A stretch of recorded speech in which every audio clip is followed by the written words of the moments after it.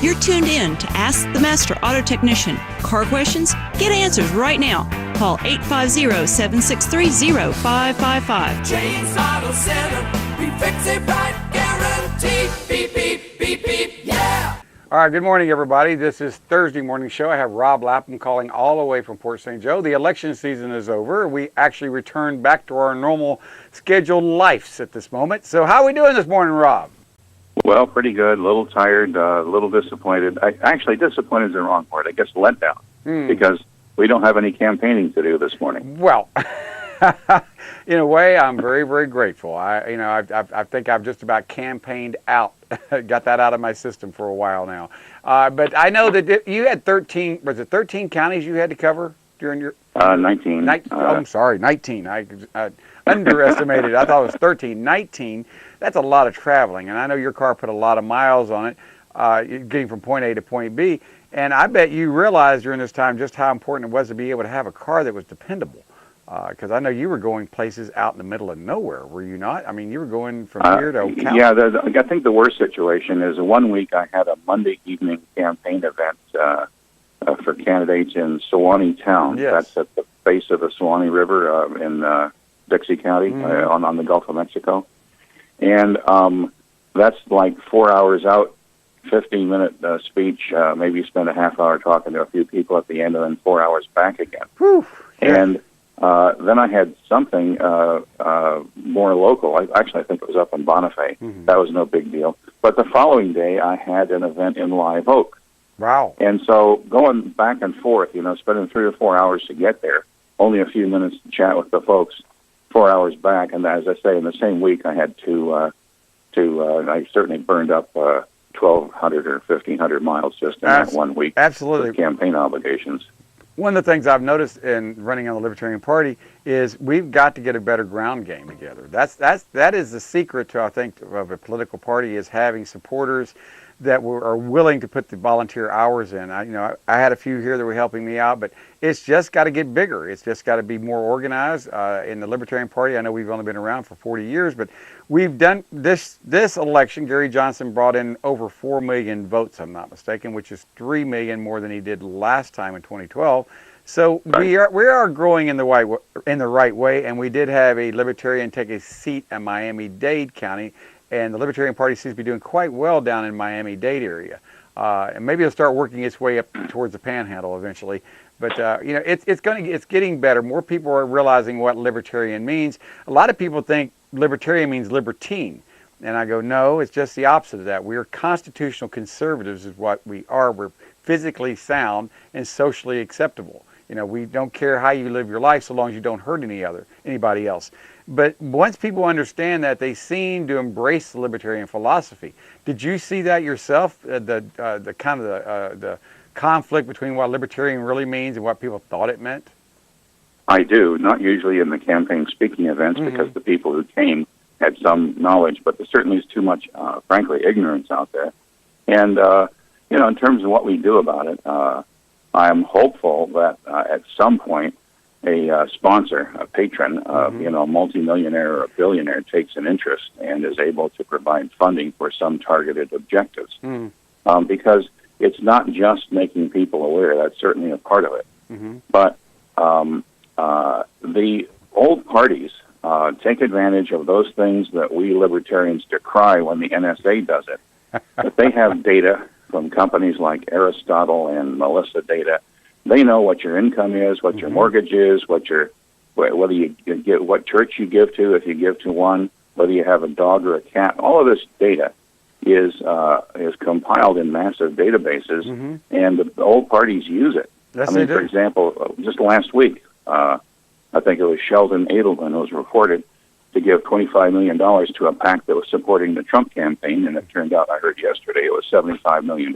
Ooh, How do you make use of that kind of money in just 1 week? Well, they have the data, and they're able to target their activities, whereas we, are the old-fashioned way. There we are in the stump talking to people and making rational arguments for our positions.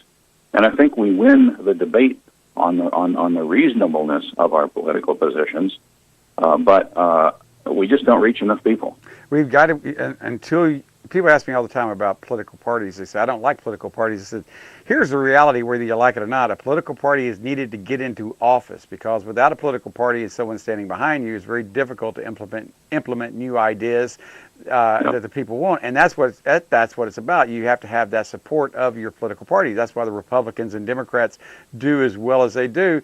They've been around a while, and they have a grassroots organization of a feet on the ground, so to speak, that makes things happen, and along with a database.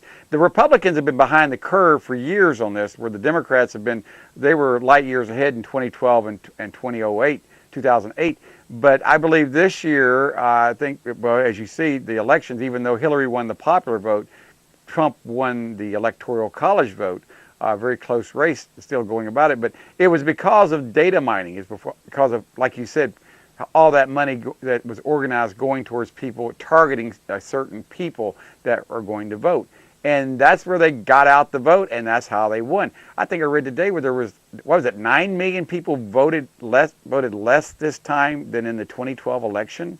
Right. So the talking heads have been saying it wasn't really so much that Trump won the election, but Hillary lost it. Yes. Her support base just didn't exist, and despite her, that just goes to show, even when you do have these technological assists in targeting voters and have large field teams and a great ground game that they say, doesn't by itself do anything if you don't have the enthusiasm and the commitment of your backers. And of course, she didn't have that. No, she didn't. We were seeing that in the rallies.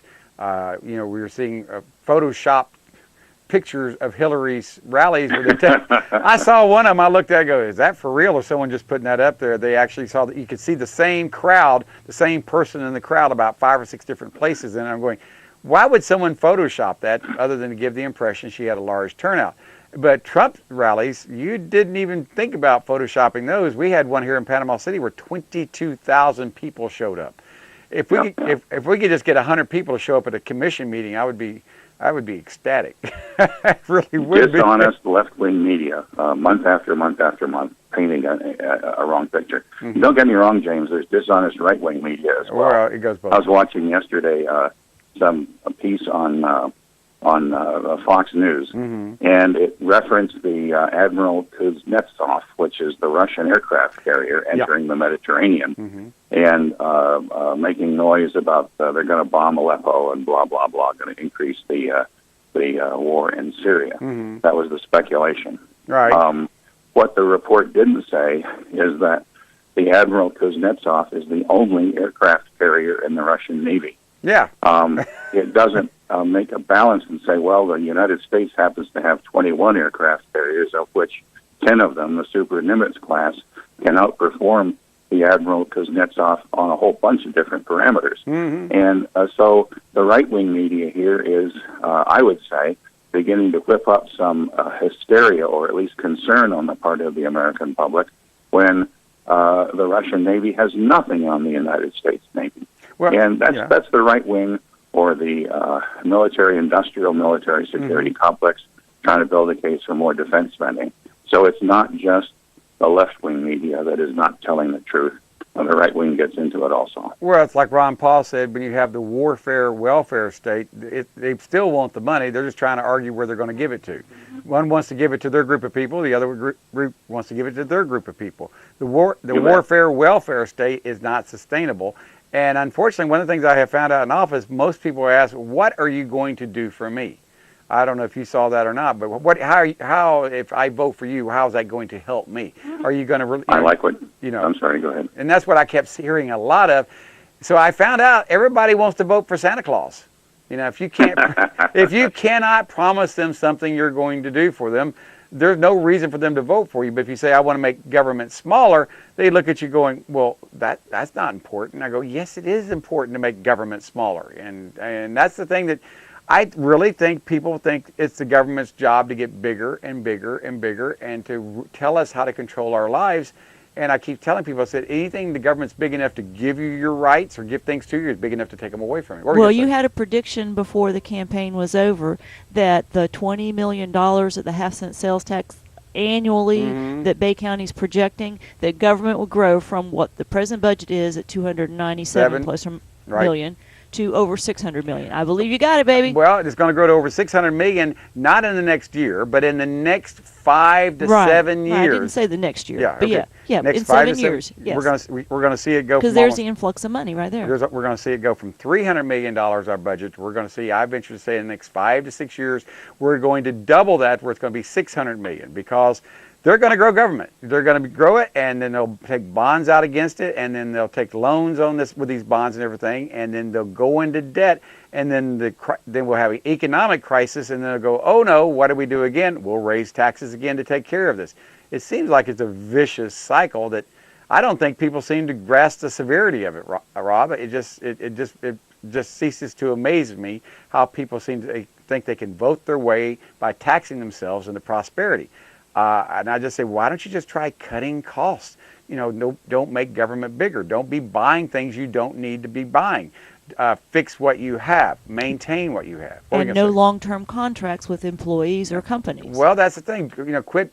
That's, in my opinion, that's the biggest thing that's going to cause problems down the line for anything is retirement, pension plans. Those are the things that we're seeing happening on the national level as well, where people get those golden parachutes, so to speak, or retirement plans after they work for the government for 10 or 12 years, where the average person like you and I, we have to work 20, 30 years before we have a retirement. And I just don't think it's going to be sustainable in a few years. I think we're going to feel the repercussions of doing this. We don't get things under control. Your thoughts, Rob? We got about 2 minutes left. I think that the example shown by 2 or 3 cities in California, and frankly the whole state of Illinois, provides at least the hope as these government organizations go down, have to declare bankruptcy, will hopefully help provide a wake-up call to those who would spend money. Well, John Kennedy said it best, I think. Ask not what you can do for your country, but ask not what your country can do for you, but what you can do for your country. Yep. If we don't adopt a selfless, if we continue to ask that question, James, what can you do for me? Right. We're headed down a path of grease, I would say. Yes. And so we have to continue to work to change the public mindset to help them understand that you don't get a free lunch. No, there's no free lunch out there. Everybody thinks there is. What's in it for me?